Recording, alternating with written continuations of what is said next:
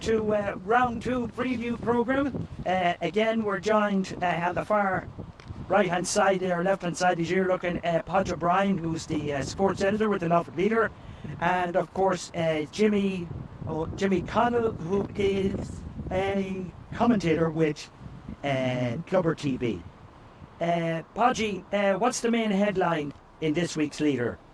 Well, there's only one story I make from the round 2 games, and that was Carrick-Edmond.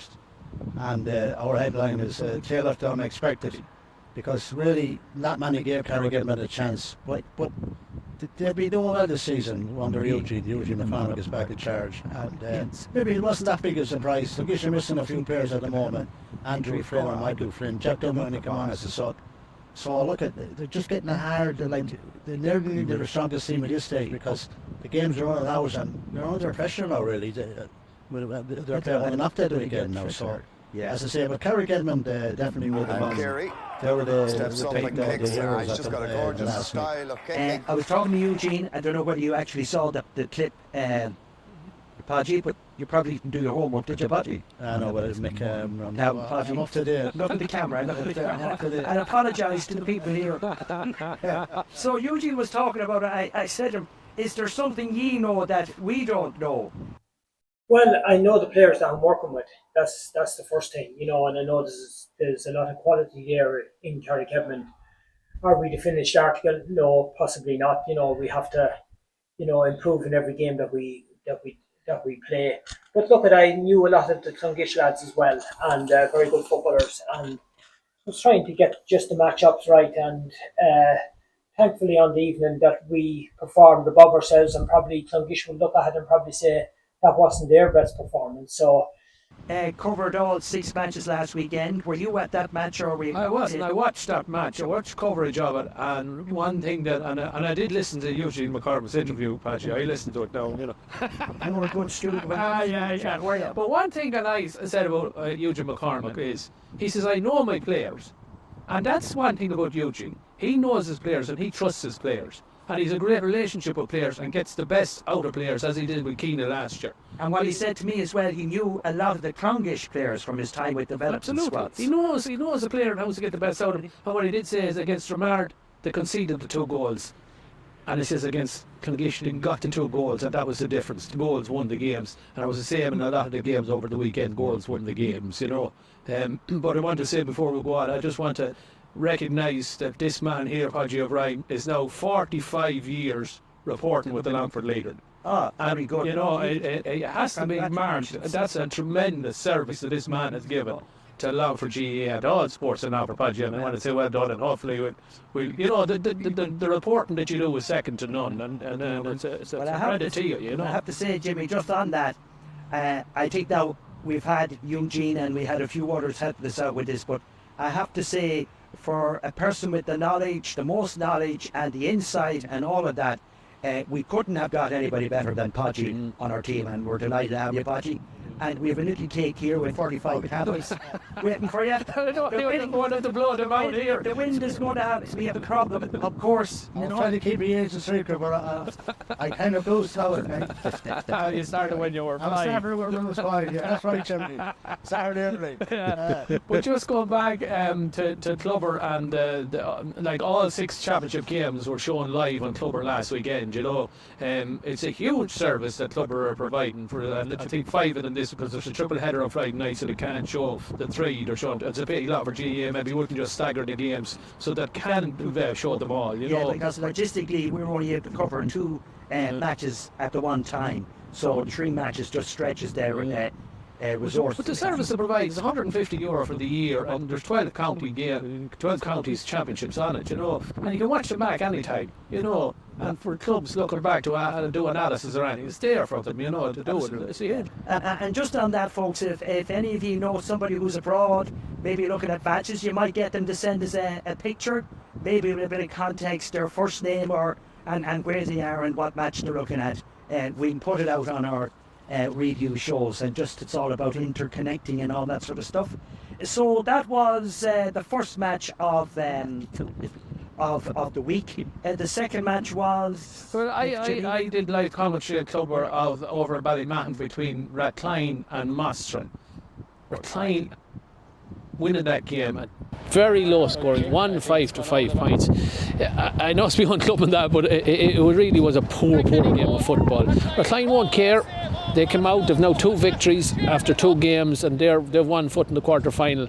But concerning for them during the game, they lost Shane Kenny to an injury and Cian Gilmore to an injury, both in the first half, and also late on, Oisin Kenny went off to an injury as well. So I wish all of those 3 lads the best.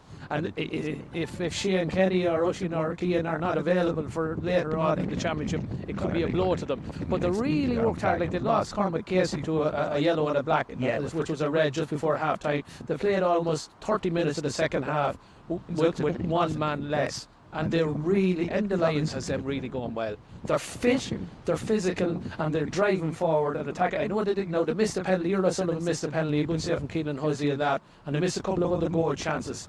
But they're going very well, and I give Diarmuid Mulvihill the goal to demand the match. They're a huge game for Leinster, for Rathline.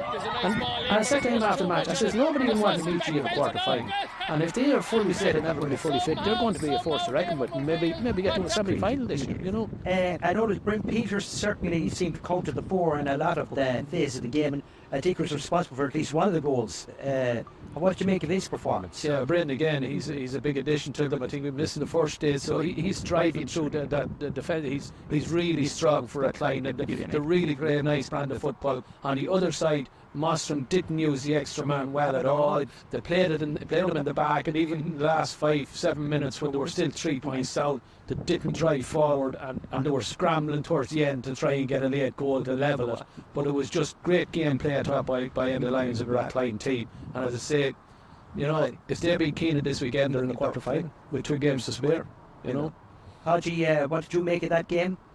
It was tight in the first half, very tight. It was 3 points all, I think, at half time. And Charlotte played quite well in the first half, but it did not. And the aforementioned David Mulvihill, he made a double save just before on the stroke of half time, and generally was like an extra defender. But normally you wouldn't give a man of the match to a goalkeeper, but it was a very poor game, and like nobody stood out. But just stood out. Like even Lauren Kenny, I know he scored 1-3, but he missed a number of chances. Like, you know, so there was no real centre, and Mulvihill was very commanding, and. You've done a great job with Rathline to send the Lions from Leitrim, so they're going to have to take a step further this year. They're actually getting to the quarter-final now. I think they've been called for 3 years in a row. They're making progress, but to really make progress, they want to be just moving on maybe into a semi-final.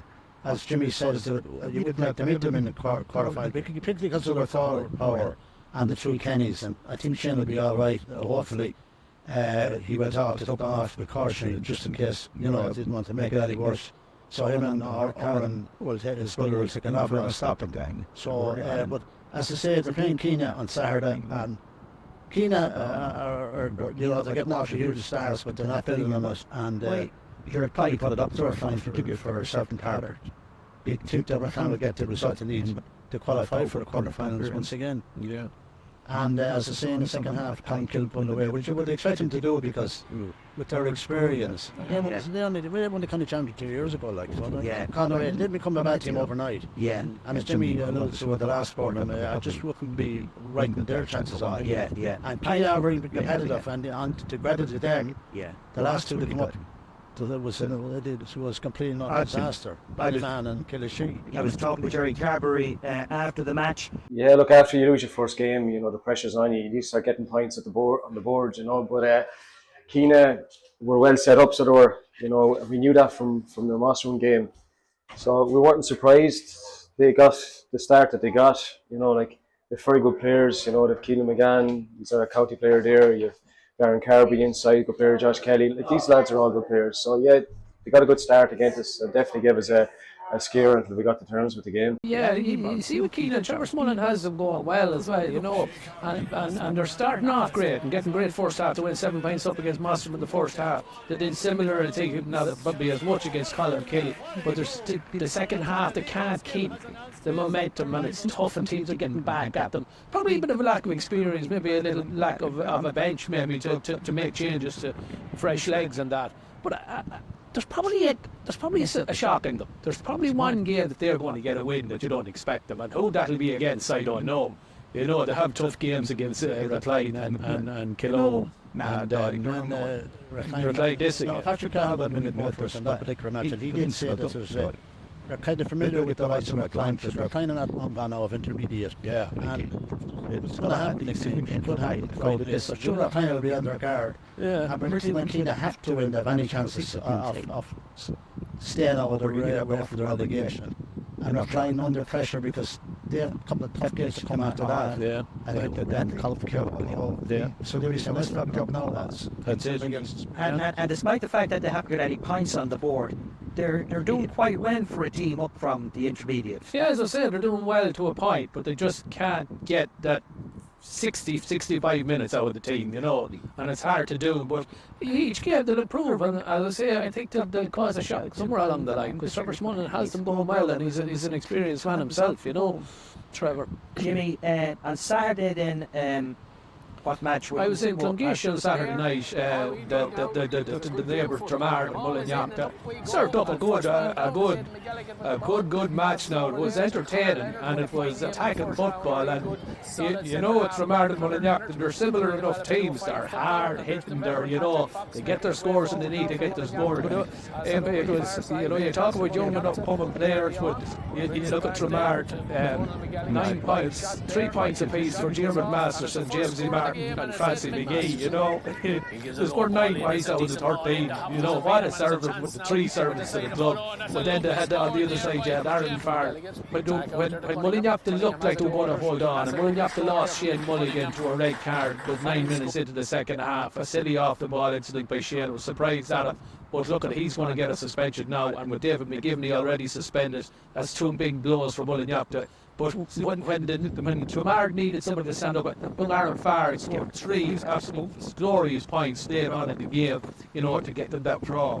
You know, so they have a great blend of youth and experience there in Granard, you know. But Mullinalaghta now, they don't seem to have a bench, Pudgy, at all. They took off Mickey Cunningham and brought him back on.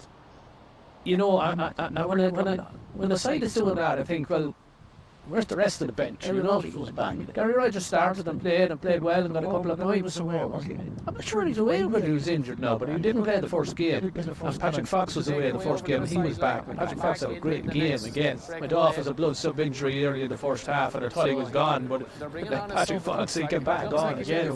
Yeah, and then every other day one of them after will give you everything. That's it, as we said before, they never know when they're big. And even no matter what 15 they'll put out, I'm not to both ways.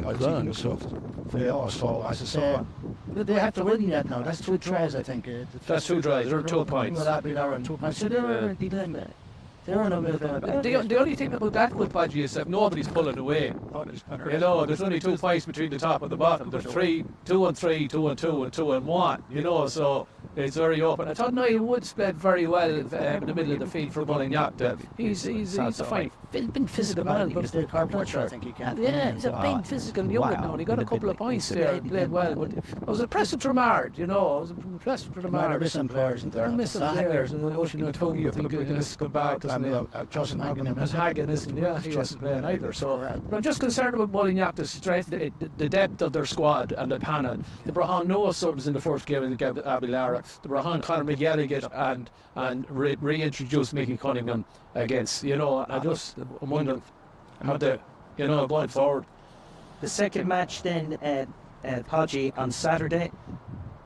Yeah, Slashers and Abbeylara. This was a very tight game. Slashers looked like they were going to win, and Jerry Pring got a goal in the second half, went 2 points there. Didn't let them much. I think it only got 1 more point on to that. And Mostrim could have given a draw in the end. Abbeylara finished well. I did say previously that Abbey had a good structure about them. They're well organised under Frankie Doyle. And won't be held up beaten now, you know, because it's very defensive now. It was a poor game of football, you know, for most of us.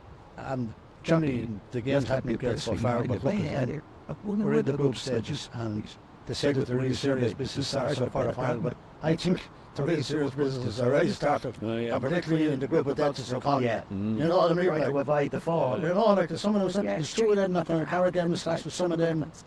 You know, they're not going to make the quarterfinal. They're going to end up a relegation player. Yeah.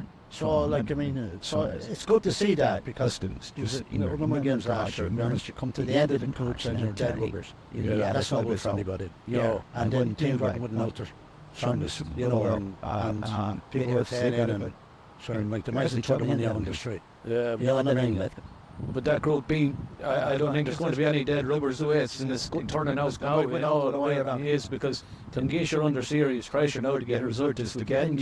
Slashers are under serious pressure as well to get a result. well, if you see it from the lots of Carrick everyone, then Sasha are what you mind. Yeah, Guess what you mind. Yeah, we don't. Carrick has a lot of four, and all of a sudden, you're looking at Clonguish and Sasha possibly ending up in a relegation. Well, what was for Clonguish is Jack Duggan back, fully fit. He came on after 40 minutes the other day. Is he fully fit? Is Andrew Flynn, and they saying to him to come back for them? I think Flynn is a big loss. That's money with Flynn, yeah. But you know, Duggan needs to be playing for Clonguish. Sure he does, yeah. And Kerry together. Like Kerry got 8 points there, yeah. When you going to throw them in the forward line, Yeah. then we take some stoppings. Need to have one key man back there.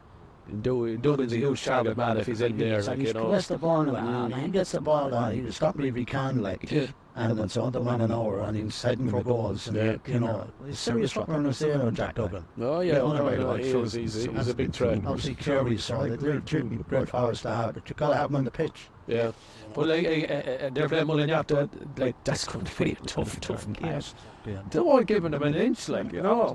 Yeah, it's probably the game of the weekend. Yeah, it's going to be intriguing. Two different styles, completely different styles. That's what I think on the Saturday evening, yeah. Mullinalaghta, like, And lads, the last match then on Sunday, St Mary's Granard. yeah, I commented on that one over in Abbeylara. Look at again, the first half, Granard were good, they played well, kept in the game. But the second half, Killoe just opened them up. And at this early stage, Killoe, like, they're still missing Mickey Quinn, they were still missing Larry Moore, they were still missing Cian Farley, they're still missing Michael Hughes, his name, Michael Hughes was playing, Cian Dougher wasn't, Liam Hughes wasn't playing, and like, they have still lost the reading. Whether they're going to get a place for them, I don't know, because the way they played in the second half, they just went. Now they had a strong breeze in that second half, but they just put Granard away.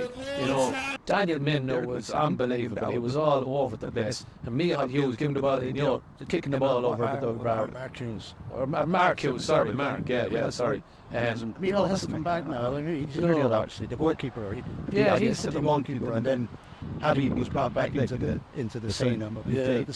Well, then after he like after he was sure now that you say it. The goalkeeper now. Yeah, and then the next defender, like that series of squad now.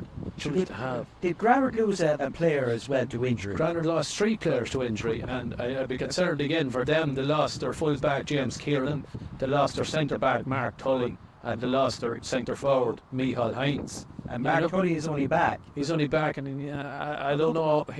I think he went in carrying an injury. He didn't look up to pace, and I'd be worried that maybe he hurt it again. You know, James Kieran and Micheál Hines, I'm not sure, but they lost those 3 players, and 3 players down the middle, your full back, your centre back, your centre forward, and if you're losing those guys against, you know, the likes of Killoe. One coming Friday night now. It's going to be a 5-day turnaround from Sunday. Yeah, that's so tough going. You know what I mean? Particularly the team with injuries. Yeah. You know, they have a lot of time to recover for a second.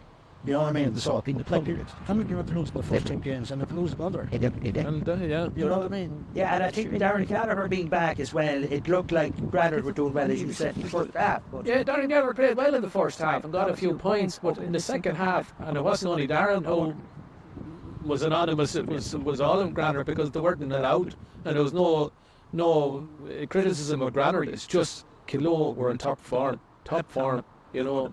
So Lads, very impressed with them. It's a bit early yet now, but I'm going to, get a little bit of a prediction, and I know it's sort of crazy in one sense, but who do you see as the top 4 in Group A, Patrick?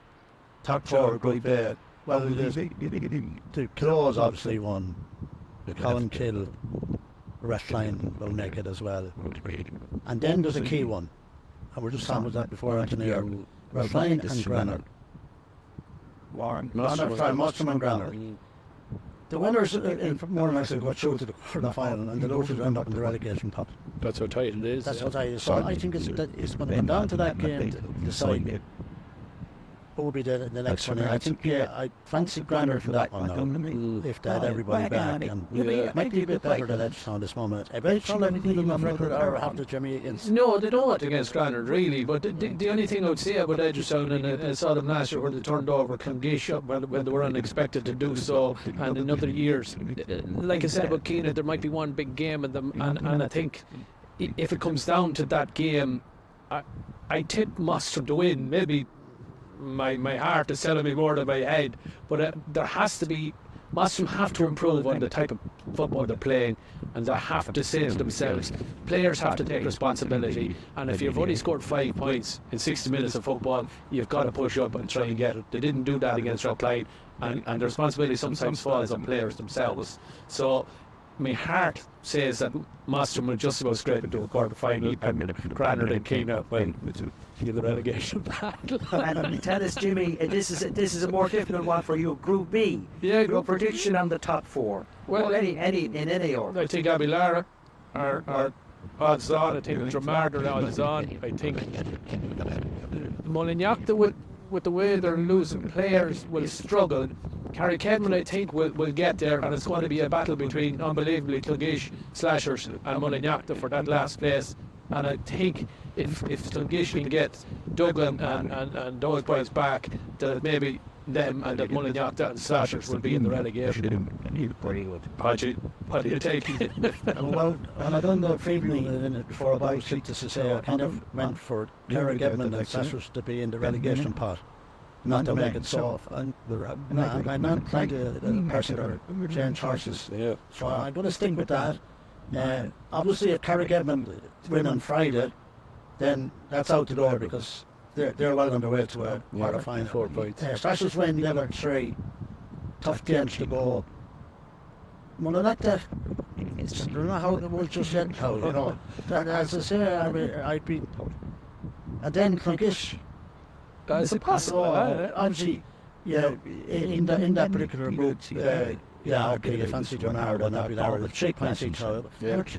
It's nearly enough because it's either 4 or 5. Patrick Al did say to me now, again, getting out of the figures, that 4 points wouldn't be good enough. It hasn't been in other years. It has been in some cases. I need to get to 5. Yeah, 5 is a magic number. No, 5 is a magic number, so 4 won't get through with this group. Apparently, the way they're kind of each other draws and Just a note of warning from our viewers: if you're depending on Podgy for predictions, in view of your performance at the Galway races, I'd be inclined to ask you not to take much heed of what he says. Well, over the years when I've been taking things, the other teams used to delighted me. For them all, because they reckon I was a jinx. And I'm very certain Abbeylara. I'm very sorry, she says, we got to kiss the death or new tape was. But you have to say, I'm asking us who's. I say with one game to go, it mightn't be clear who's going to go up and who's going to go down. The standard of football we were talking earlier on, it hasn't been hectic. And I know weather isn't great and that there's injuries and there's teams trying to get a system going. You'd hope that in the next few games the teams will open up and go for it, because if they don't, you could be out of the championship, so you'd hope that the standard would improve. I just think that in Group 2 is that it's this championship scenario for the Moore and Goal. Maybe that's why they're so cautious. Because it's a big lopsided now, Jimmy, isn't it? Yeah. I mean, there might have been a better seeding system there that they could have kept. I know they did seed the semi-finalists and the way they fell, but they fell after. That's the luck of the draw, of course. At the end of the day, it is, but you see, maybe I know that in future years, maybe a seeding system might work better. Because and then put the teams there in their mirror in particular order, and then see can they live up to it. Yeah, to go on to that. But with that group, the second group is it's a minefield. I thought fitness levels were poor in some of the teams, so I'm not naming any names, but Fitness levels seem to be, Killoe are so far ahead in the fitness. I thought Rathline were very fit. After that, his teams aren't well. I was talking to Luke Dempsey, and I mentioned it at the last programme and he mentioned the fact that when they went to the Leinster Cup Championship and they beat Lomans, that they were very much knocked off the ball very easily, and they were determined that they would concentrate on that this year. So obviously, it's moving. And just on that interview you had with Luke Dempsey, when you talked to him about Killoe and that, the first thing he mentioned was the Leinster Championship, and in his head, that's where he's thinking. He's thinking, we're going to win the Connolly Cup, and I want to have a run in Leinster. It just got that vibe from you, Oh, lucky look around these parts. It's actually it's rare record. It's also and County with Westmeath there. Oh, he manager Alfred as well. And he had teams into there, his own. That's where he's originally from. Lads, getting on to the intermediate matches. Yeah, again. From where is it? Just coming thick and fast, isn't it, Mick? I mean, thank God we have a break the following weekend, so we can throw all the eggs into one basket as well this weekend. Intermediate, I went to see Fatherman and Gales swim Ballymore there last Sunday, and Chelsea Fatherman and Gales got it tight now against Ballymore. But we did see that Ballymore had a good mix of youth and experience, and missed a few chances there to miss a penalty. And you've got to get them scores. Who knows what they're happening? Gales dominated the last 10 minutes, missed a lot of chances, and probably just were always going to win the match. But they've got to improve off Fatherman and Gales. They're playing. I think it's hard to do. We'll take that the weekend. Yeah, that's going to be a big one. Yeah, that's going to be hard to do a great win against Ballymahan. Ballymahan is a useless line. 250 to 1-6. And everybody do. Ballymahan lost the Ballymore the previous week. We consider a big surprise, but how big was it a surprise? Well, no, when you look at it, Granard might do it to them, yeah. They lost the Castle the first day, yeah. So, and then Connolly's now. They bet Killoe by 4, so it was more comfortable with that. This is a great opportunity for Sean Connolly, so I think it will be a challenge. But you talk about a group of dead, and you look at the 7 teams, there's 6 of them on 2 points. Yeah. And Ballymahan, I suppose Cashel have only played 1 game, and that's 2 points, and there's the game in hand, But that's very, very tight and hard to call. Everybody's beating everybody else in the intermediate. Yeah, so, yeah. Through the bottom, through the relegated straight down the glen. Yeah, so that's if you try to have the matches and you're out with something there's no way back. Well, look, it's looking like the Ballymahan need to get results somewhere or there, looking for the track there. Now straight from senior to intermediate to junior, that'll be an awful few grace. 2 seasons. Yeah, well, if it doesn't happen for them, because it's very hard to get them back up, yeah.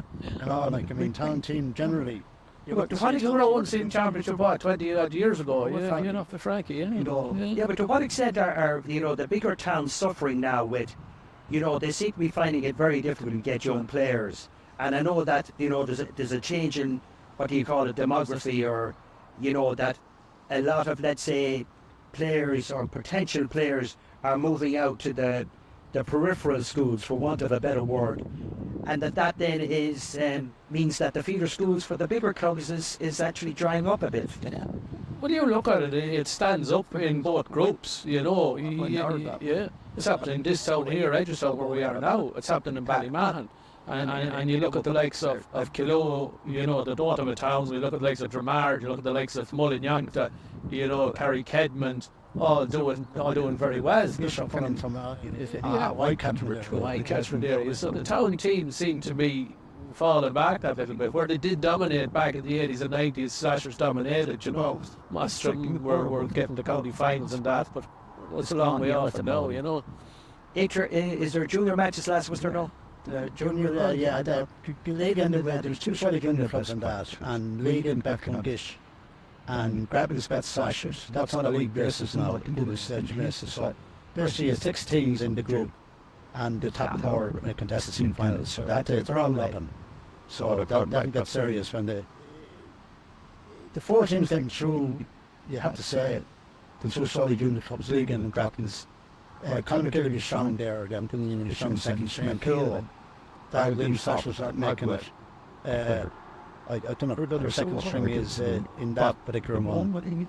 There's 6 teams in total, but they'll be looking like the 4s will probably progress to the semi-finals of the Junior A Championship. Yeah. And just to wrap it up, lads, if we could just, Hodge, you might just go with the Group A matches this weekend. Are you familiar enough with them, or Yeah. if you could just give us your thoughts or predictions, if possible? Well, obviously we started Friday evening, and it's a big one. It's a bit difficult on Killoe because they lost to Killoe, so they can't really afford to lose. I think they'll have too much for Granard.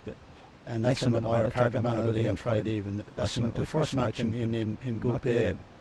And then on Saturday you have Rathline and you have It's on Friday as well. no, Friday as well. Killoe extra time Friday, yeah. And that one is in Keenagh and Granard. I had Killoe and it'd be too short for Mostrim on that one. And then the other one is Rathline and Keenagh. Rathline and Keenagh. This is the one we talked about where if Keenagh are ever going to swing a surprise and make this from, but I doubt it. They're Rathline too much firepower. And they're very talented coachman, to say that man, he's saying the men's doing a great job. So I would say they're in the straight Rathline needs to win, show that they were top. Killoe should win, and Tonkin and Braddock, I would say. But yeah. And Group B, as he was, the 3 games out there for Friday night of Slashers and Carrick-Cadman. Again, this is a huge game, and every game in this Group B is huge. I think the momentum is with Carrick-Cadman. I was disappointed with Slashers against Abbeylara. I thought they were sluggish enough. And I think Carrick-Cadman will turn them over and leave Slashers under serious pressure with 2 games to go. Saturday night you have Clonguish and Mullinalaghta. Again, talked about it earlier on. If Duggan is back and seeing the Mullinalaghta have lost McGivney and lost Mulligan, I think Clonguish, with the pressure on them, Mullinalaghta haven't won a game. There's 2 draws, looking to get 2 draws. So I think Clonguish will overturn Mullinalaghta. And then on Sunday night, you have Abbeylara and Granard. Is an evenly balanced game. I give the nod to Abbeylara for no reason, only maybe the Frankie factor, but Granard won't make it easy for them. So I think it's going to be Carrick-Cadman, Clonguish and Abbeylara. It's very good. Well, thanks very much, lads, for joining us for the second round review of the championship. And folks, from a beautiful sort of amphitheatre, although it's not quite an amphitheatre, but it's a beautiful presentation area, and the Marie Edgeworth Museum behind us. Good luck until the next round review, round number 3. Thank you.